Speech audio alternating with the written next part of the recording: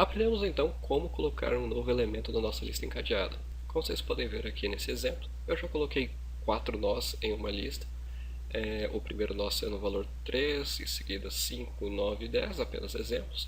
Ou seja, essa minha lista encadeada tem 4 elementos, sendo que o quarto nó, que é o último elemento, tem o seu ponteiro próximo apontado para null. Isso significa aqui que esse é o último. Essa foi uma breve revisão, mas é claro, de nada vale a gente adicionar elementos se a gente não sabe como recuperá-los, como exibi-los, e eventualmente a gente vai querer percorrer toda essa lista encadeada, exibindo todos os valores dela. E nesse vídeo a gente vai aprender como fazer isso.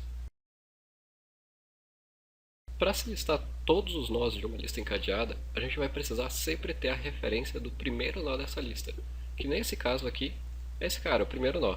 Então a partir desse primeiro nó, a gente vai conseguir percorrer todos os nós seguintes até chegar no último, o quarto nó, e exibindo ou fazendo qualquer outro tipo de operação que a gente queira na nossa lista encadeada. E como exatamente a gente vai fazer tudo isso? Com o auxílio do while, um laço de repetição. O laço de repetição vai permitir a gente repetir um certo comando para todos os nós da nossa lista encadeada, que no caso, qual é o comando que eu quero repetir para todos os nós?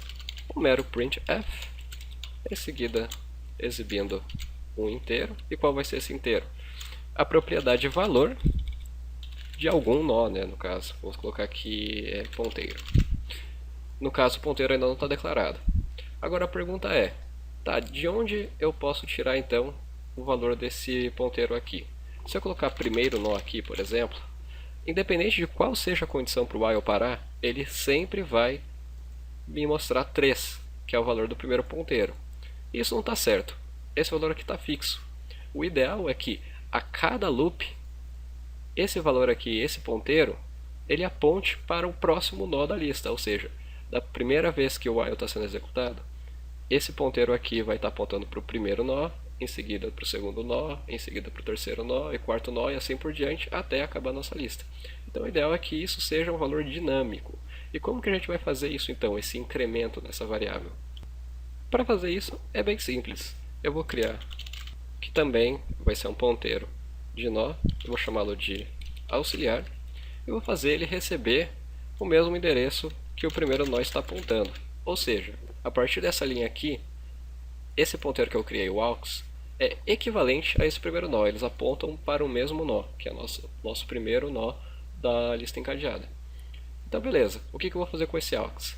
Eu vou colocar ele aqui, a cada loop ele vai apresentar o valor do auxiliar, que no caso do primeiro loop vai ser o primeiro nó, afinal eles são equivalentes aqui.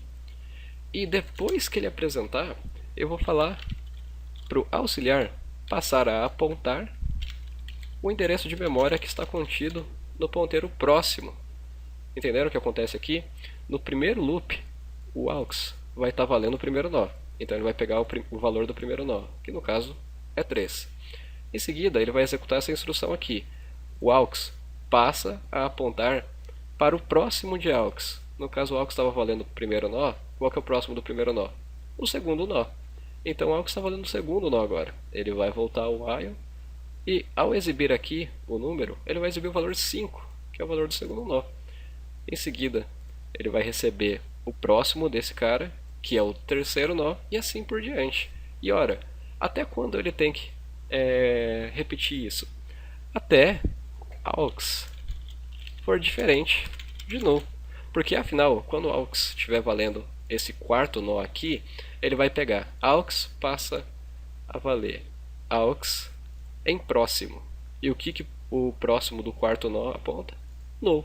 Então, aux vai estar valendo null, ele vai voltar para cá. Isso aqui, aux é diferente de null? Não, não é. Então ele vai parar de executar esse while e vai dar continuidade ao seu algoritmo. Vamos testar para ver se está funcionando certinho então? Aqui, como vocês podem ver, eu executei e ele já me mostra aqui os valores que eu declarei para o primeiro nó, segundo nó, terceiro nó e quarto nó. 3, 5, 9 e 10, como vocês podem ver aqui. Para deixar mais organizado ainda, eu vou pegar todo esse algoritmo que a gente fez aqui de listagem da lista encadeada e vou dar um Ctrl X nele e vou colocar em uma função separada especificamente para isso. Então eu vou declarar aqui void listar, void porque eu não pretendo retornar nenhum valor nesse dessa função que eu vou declarar aqui. E agora eu tenho que fazer a seguinte pergunta. Eu preciso de algum argumento nessa função? Eu preciso de alguma informação adicional para que eu possa listar uma lista encadeada? Ora, eu preciso do primeiro nó, como a gente já viu. Então, o primeiro nó a gente sabe que é do tipo destruct_nó, e eu vou chamá-lo de alts, apenas porque era o nome que a gente estava usando ali antes.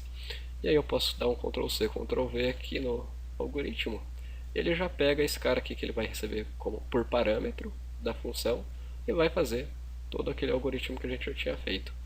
Aqui então eu não preciso dessa declaração mais. E ao invés de colocar o while aqui dentro do método main, eu vou chamar simplesmente a função listar e passar para o parâmetro como argumento o primeiro nó da nossa lista encadeada, que é através dele que a gente consegue fazer a listagem. Se eu executar então, eu posso ver que eu tenho um resultado equivalente, só que com um código bem mais organizado. Concluímos então que, para se listar todos os nós de uma lista encadeada, a gente precisa ter o primeiro nó da nossa lista encadeada e através dele a gente consegue colocá-lo dentro de um while para que dessa forma a gente repita certas operações que a gente quer, que no caso é o printf, até que o próximo valor seja diferente de novo.